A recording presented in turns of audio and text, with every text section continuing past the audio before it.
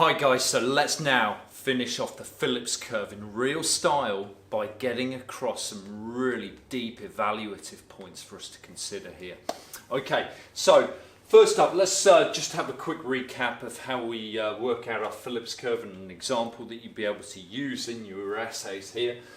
So if we just take on our standard classical diagram with our long run aggregate supply curve perfectly inelastic. Okay, the economy begins at point A as we are now. Okay, so we've got our short run aggregate supply curve, we've got our aggregate demand currently at price level P1. We then take that across to our corresponding inflation level, which might be 2%, and there we can put A on our short run Phillips curve. Okay, so our first short run Phillips curve here, and as we take that level down to our level of unemployment, that may well correspond with a 5% level of unemployment. Okay, nice and straightforward. So now let's just consider a increase in monetary stimulus, so expansionary monetary policy. So it could be that interest rates are cut, it could be quantitative easing that is undertaken. The impact will be to stimulate aggregate demand. Okay, so aggregate demand increases, it shifts to the right, and as we know, that means that the economy will transition to point B at a higher price level in the economy. Again, that corresponds with that higher price level of P2 and an inflation level of 3%. Okay, so the economy now moves up our Phillips curve to point B, corresponding with an inflation level of 4%. Okay, so nice and straightforward so far. Okay, the question is, what can be done really to, firstly, if policymakers really do want to focus on reducing unemployment and reducing that natural rate of unemployment and our non-accelerating inflation rate of unemployment, which of course would be in line with where we started, where our long-run aggregate supply curve is here. So this would be our long-run Phillips curve. So the question is, how can we actually reduce longer-term unemployment, that natural rate of unemployment or that non-accelerating inflation rate of unemployment, and ensure that prices are stable and that we're not going through this sort of price increasing mechanism that we see as we move away from the LRAS curve. Okay, well of course it comes down to supply side policies. Those supply side policies of course are really powerful in the impact that they can have, and they can shift of course the long run aggregate supply curve to the right hand side. If I just illustrate this with a different colour pen here, imagine that some supply side policies are implemented to allow greater flexibility in the labour market, to allow greater and quicker transportation of goods and services, to deregulate markets and so on, to allow price competition between firms to be more pervasive in particular markets. Then the long run aggregate supply curve could shift to long run aggregate supply curve 2 at Y1, okay, corresponding with point B. Okay, so yes, we've still got a higher rate of inflation than we previously had, but economic output is of course higher.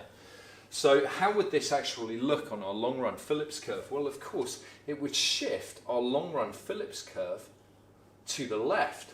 Why to the left? Well, it's because these scales are very different. This is about output, economic output, real GDP, and this is about unemployment increasing. So if we're looking at unemployment increasing, of course we're going the other way, and we're looking at actually unemployment coming down.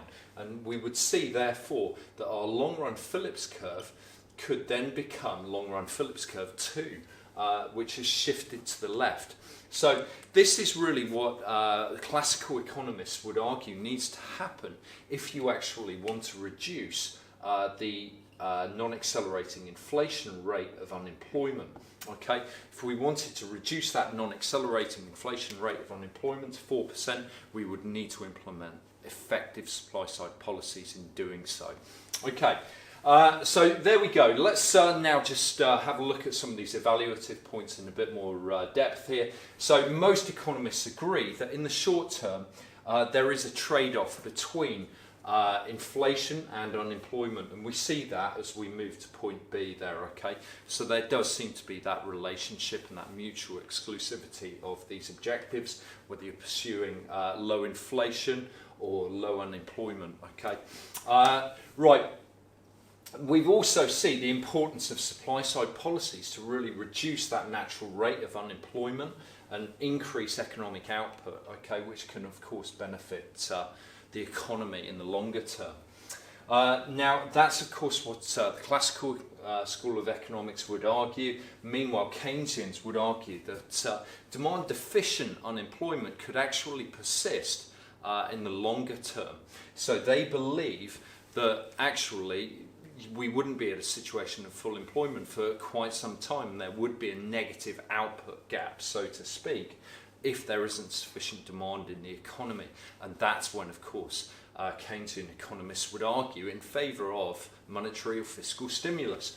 Okay, then we've also got the importance of sustainable economic growth, that it's no good just pursuing big increases in aggregate demand, and really this model helps to show this. Okay, that increasing aggregate demand simply leads to price increases. Okay, so you've got to make sure that there's a combination of both demand and supply impetus in the economy.